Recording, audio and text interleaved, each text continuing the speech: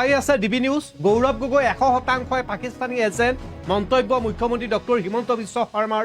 মুখ্যমন্ত্ৰীগৰাকীয়ে উল্লেখ কৰিছে কংগ্ৰেছ দলৰ বৰ্তমানৰ ৰাজ্যিক সভাপতি তথা সাংসদ গৌৰৱ গগৈ 100% পাকিস্তানৰ এজেণ্ট। আনহাতে গৌৰৱ গগৈ মুখ্যমন্ত্ৰীক প্ৰত্যাহ্বান জনাই আজি সংবাদমেলত উল্লেখ কৰিছে যদিহে মই পাকিস্তানী এজেণ্ট হয় মোক ধৰক। মুখ্যমন্ত্ৰীক প্ৰত্যাহ্বান জনাইছে গৌৰৱ গগৈয়ে, যদিহে মই পাকিস্তানী এজেণ্ট হয় মোক ধৰক মুখ্যমন্ত্ৰীয়ে। আনহাতে মুখ্যমন্ত্ৰীয়ে উল্লেখ কৰিছে যে গাখীৰত যেনেকৈ পানী দিয়ে গোৱালে, কিন্তু গৌৰৱ গগৈৰ ক্ষেত্ৰত কোনো ধৰণৰ পানী দিয়া গাখীৰ নহয়, 100% পিয়ৰ।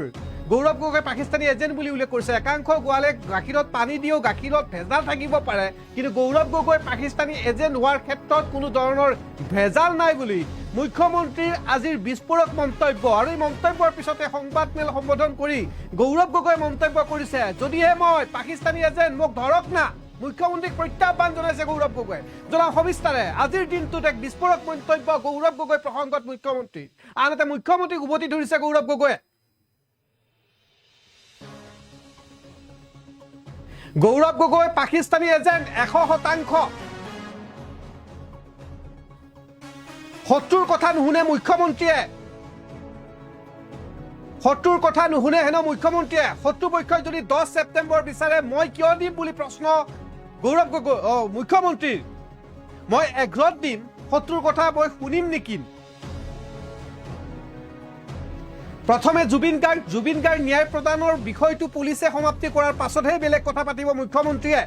জুবিন গাৰ্গৰ আগতে এইবিলাক কথা ৰাইজে বেয়া পাব। বিশেষভাৱে 10 ছেপ্টেম্বৰৰ প্ৰসংগ সাংবাদিকে প্ৰশ্ন কৰিছিল মুখ্যমন্ত্ৰীক যে আপুনি গৌৰৱ গগৈ পাকিস্তানৰ 100% এজেণ্ট বুলি কোৱা পিছত 10 ছেপ্টেম্বৰ গুচি যোৱাৰ পাছতো কিয় আপুনি প্ৰমাণ দিব নোৱাৰিলে? তেতিয়া মুখ্যমন্ত্ৰীয়ে উত্তৰ যে শত্ৰুৰ কথা মতে মুখ্যমন্ত্ৰীয়ে কাম নকৰে। শত্ৰুপক্ষই যদি 10 ছেপ্টেম্বৰ বিচাৰে তেনেহ'লে মই কিয় দিম 10 ছেপ্টেম্বৰত বুলি প্ৰশ্ন মুখ্যমন্ত্ৰীৰ। মই এঘৰত দিম, শত্ৰুৰ কথা শুনিম নেকি বুলি মুখ্যমন্ত্ৰীৰ উত্তৰ। প্ৰথমে জুবিন গাৰ্গৰ ন্যায় আৰু জুবিন গাৰ্গক ন্যায় প্ৰদান কৰা বিষয়টো পুলিচে সমাপ্তি কৰাৰ পাছতহে বেলেগ বিষয়ৰ ওপৰত মাত মাতিব বুলি মুখ্যমন্ত্ৰীয়ে মন্তব্য কৰিছে। এক প্ৰকাৰ জুবিন গাৰ্গৰ ন্যায় দিয়াৰ পিছতেই গৌৰৱ গগৈ 100% পাকিস্তানী এজেণ্ট এই বিষয়টোৱে মুখ্যমন্ত্ৰীয়ে প্ৰমাণ কৰিব। আজিৰ দিনটোত মুখ্যমন্ত্ৰীয়ে মন্তব্য কৰিছে যে গাখীৰৰ গোৱালে কেতিয়াবা গাখীৰত পানী দি মিহলাব পাৰে গাখীৰ, কিন্তু সেই গাখীৰৰ 100% শুদ্ধতা নাথাকে। কিন্তু গৌৰৱ গগৈ পাকিস্তানী এজেণ্টৰ ক্ষেত্ৰত 100% শুদ্ধ আৰু পিয়ৰ পাকিস্তানী এজেণ্ট বুলি পুনৰবাৰ মন্তব্য কৰিছে। শত্ৰুৰ কথা মতে মুখ্যমন্ত্ৰীয়ে 10 ছেপ্টেম্বৰ নিৰ্বাচন নকৰে। শত্ৰুপক্ষই যদি 10 ছেপ্টেম্বৰত কথা কৈছে তেন্তে মুখ্যমন্ত্ৰীয়ে এঘৰত দিব বুলি উল্লেখ কৰিছে। শত্ৰুৰ কথা নুশুনে, এক প্ৰকাৰ কংগ্ৰেছ দলক শত্ৰু বুলি মুখ্যমন্ত্ৰীয়ে আজি মন্তব্য কৰিছে। শত্ৰুপক্ষৰ কথা মতেই মুখ্যমন্ত্ৰীয়ে প্ৰতিটো উত্তৰ নিদিয়ে বুলি উল্লেখ কৰিছে। শত্ৰুৰ কথা নুশুনে মুখ্যমন্ত্ৰীয়ে। আমাৰ তাত মন্তব্য আছে, আপোনালোকক মন্তব্য শুনাম। আজিৰ দিনটোত মুখ্যমন্ত্ৰীয়ে পুনৰবাৰ ক'লে যে পাকিস্তানী এজেণ্ট হয় গৌৰৱ গগৈ। গৌৰৱ গগৈ গাখীৰত পানী নিমিলোৱা প্ৰসংগও উদাহৰণ হিচাপে মুখ্যমন্ত্ৰীয়ে ক'লে। লগতে ক'লে যে গাখীৰ যেনেধৰণে পানী নিমিলোৱাকৈ পিয়ৰ থাকে, ঠিক তেনেধৰণে পাকিস্তানী এজেণ্টৰ ক্ষেত্ৰত গৌৰৱ গগৈ 100% পাকিস্তানী এজেণ্ট হয়।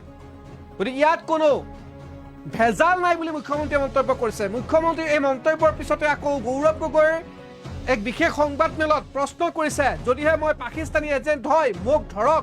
মুখ্যমন্ত্ৰীয়ে মোক কিয় ধৰা নাই, মোক ধৰক না বুলি গৌৰৱ গগৈয়ে প্ৰশ্ন কৰিছে যে যদিহে মই পাকিস্তানী এজেণ্ট হয় মোক কিয় এতিয়ালৈকে ধৰিব পৰা নাই অসম চৰকাৰে, মোক ধৰক।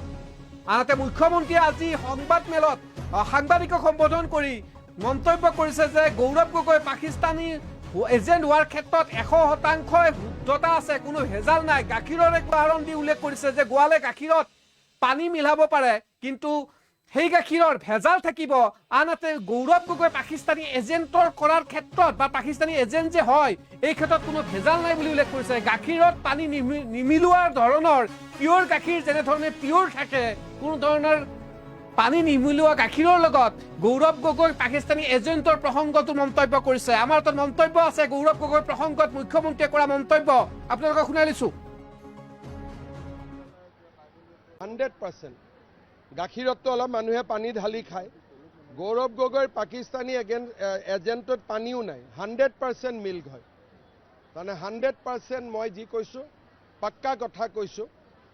আৰু কালি দেৱব্ৰত শইকীয়াই গৌৰৱ গগৈক কৈছে যে কেছ কৰি দিয়ক।